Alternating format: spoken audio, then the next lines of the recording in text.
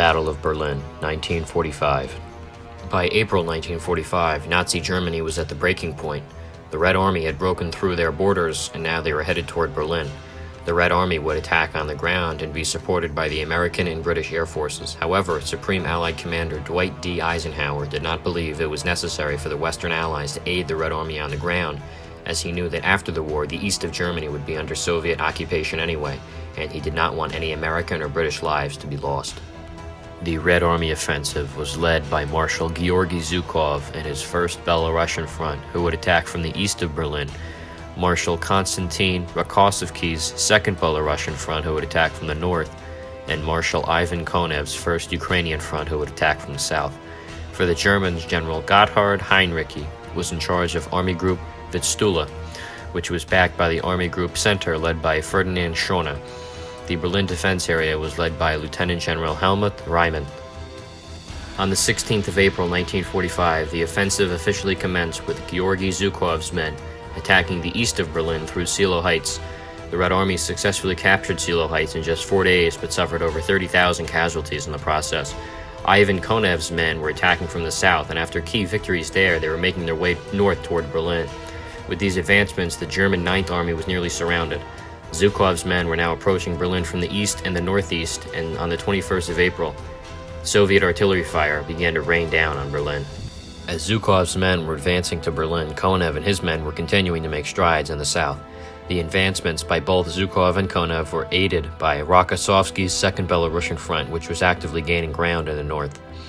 At this point, Adolf Hitler, who was in the Führer bunker in Berlin, was beginning to realize that the war was coming to an end for Germany. However, the German 12th Army was ordered east on the 22nd of April in an effort to unite with the 9th German Army and hopefully aid in the defense of the city. On the 23rd of April, 1945, Konev's 1st Ukrainian Front had successfully surrounded the German 9th Army and began to combat with the 12th Army as well. Due to his poor performance, Hitler replaced General Helmut Reimann with General Helmut Weidling, and by the following day, on the 24th of April, Zhukov and Konev's men met in the west of Berlin, which had now surrounded the city.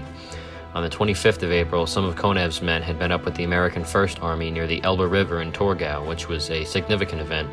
By now, the Germans were in bad shape, and after several defeats, on the 28th and 29th of April, General Gotthard Heinrichi was to be replaced with General Kurt Student.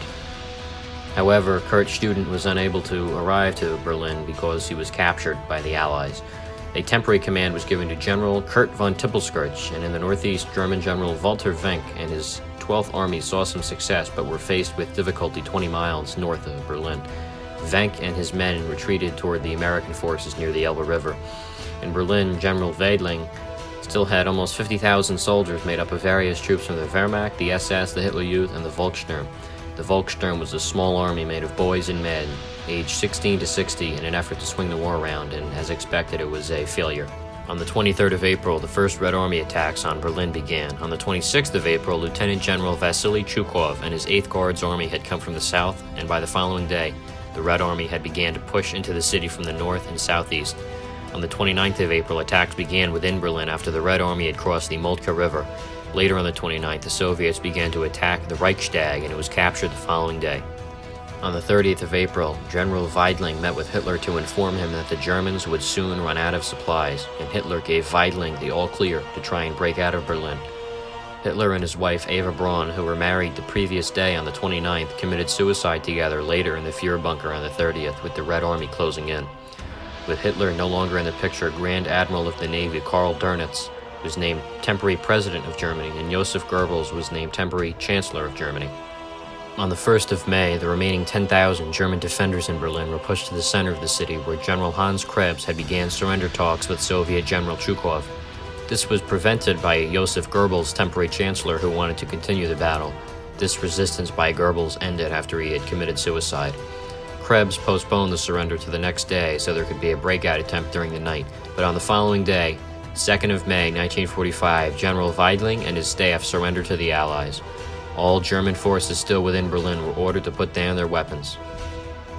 Germany eventually surrendered unconditionally on the 7th of May 1945.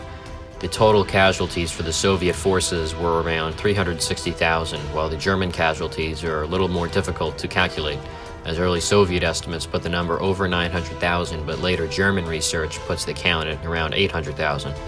Civilian casualties were also plentiful, as there were over 120,000. The Battle of Berlin was the downfall of Nazi Germany and effectively ended their reign of terror over the European continent. Thanks for watching.